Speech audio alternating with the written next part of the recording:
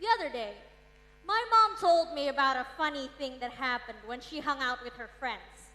They were gossiping about an already married friend of theirs who they had seen with another man. They watched her from afar and concluded, with barely any evidence at all, that the woman had been cheating on her husband. Another friend came into the conversation and said, "Oh, that was her big brother from overseas. They hadn't met in such a long time. She introduced him to me when I bumped into them earlier that afternoon." And everyone went silent. That, ladies and gentlemen, is how hoax works. Feeding on your curiosity.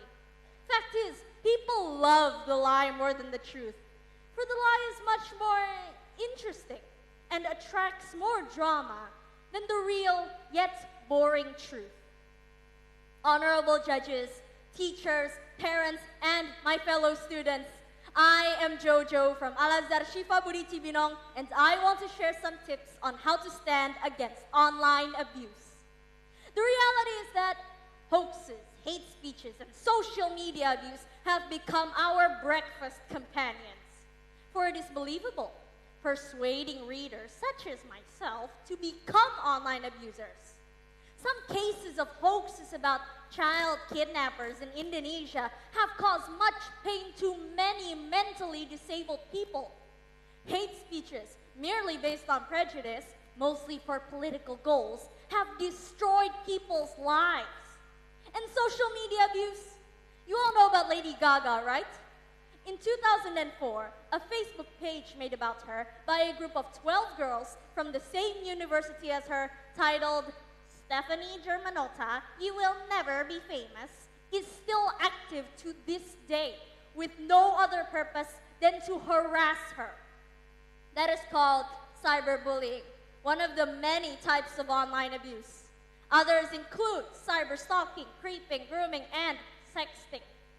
Some of these things have caused some unfortunate people to end their own lives. For the world, social media abuse tears apart our unity and humanity. Sad, isn't it? Then what can we do to stand against it? Well, there are many articles that show you how. I summed up some of the best for you and also added some of my own opinions. First of all, don't believe in everything you read. Fake stories tend to play with your emotions. Find its authenticity. Second, believe only reliable sources. Beware of the blogs, tweets, personal websites, and the sources with a URL that end in .html or .com. Third, visit fact-checking websites such as factcheck.org or International Fact-Checking Network. How about if you become the victim? Block whoever's bullying you on social media or mobile and report it to the internet service provider or mobile phone provider.